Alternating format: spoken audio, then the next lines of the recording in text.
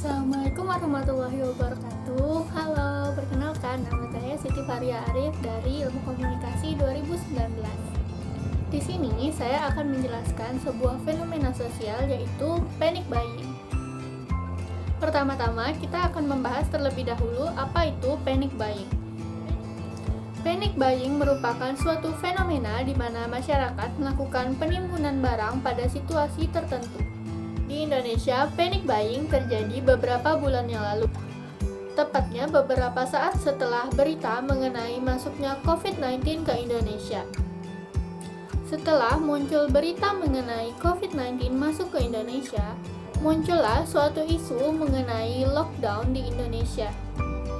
Setelah muncul isu mengenai lockdown, terjadilah suatu kesalahpahaman mengenai pengertian dari lockdown. Masyarakat Indonesia berpikir bahwa jika Indonesia melakukan lockdown, maka kita tidak akan bisa keluar rumah sama sekali, bahkan untuk membeli bahan-bahan pokok.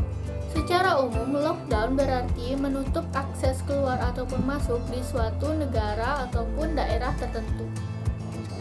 Lockdown dijalankan secara berbeda-beda di setiap negara. Misalnya di Wuhan, Cina, lockdown yang diberlakukan adalah masyarakat sama sekali tidak boleh keluar dari rumah, bahkan mal, pasar, sekolah, kantor, dan tempat ibadah semuanya ditutup total. Lain halnya dengan di Italia, di mana masyarakat masih diperbolehkan untuk keluar rumah hanya untuk membeli bahan-bahan pokok dan obat-obatan.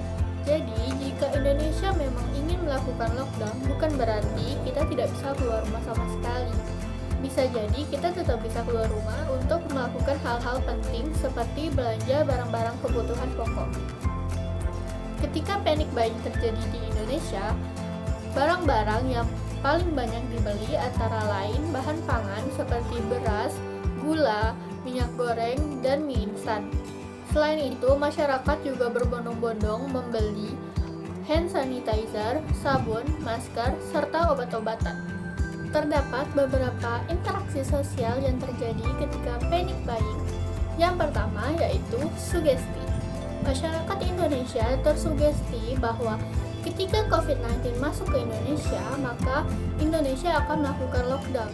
Sehingga terjadi anggapan bahwa masyarakat harus segera menyetok berbagai bahan pokok. Kedua, imitasi. Masyarakat Indonesia meniru orang-orang di Wuhan yang menyetok berbagai bahan pokok karena Wuhan sedang melakukan lockdown saat itu. Ketiga, disonasi kognitif. Disonasi kognitif terjadi ketika mulai ada masyarakat yang sadar bahwa panic buying tidak akan menyelesaikan masalah, malah akan memperburuk keadaan. Lalu, apa saja dampak dari fenomena sosial panic buying? Yang pertama, menambah kepanikan. Kepanikan di sini bukan hanya kepanikan mengenai masuknya COVID-19 ke Indonesia, melainkan kepanikan ataupun ketakutan kehabisan barang-barang pokok karena sudah banyak dibeli oleh orang-orang lain. Kedua, masyarakat yang mampu secara ekonomi menghabiskan stok bahan-bahan pokok sehingga merugikan masyarakat kelas menengah ke bawah. Ketiga, terjadinya kelangkaan terhadap beberapa barang seperti hand sanitizer, masker, serta alat-alat kesehatan lainnya.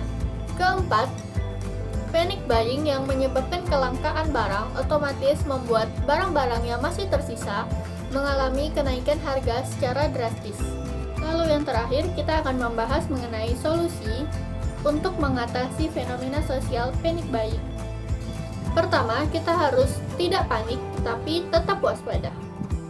Kedua, kita harus membeli barang secukupnya saja. Ketiga, baik pemerintah maupun masyarakat yang memiliki kelebihan ekonomi bisa membantu memberikan sumbangan untuk masyarakat kelas menengah ke bawah.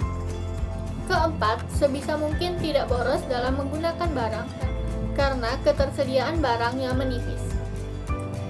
Sekian penjelasan mengenai fenomena sosial panic buying dari saya. Terima kasih dan sampai jumpa.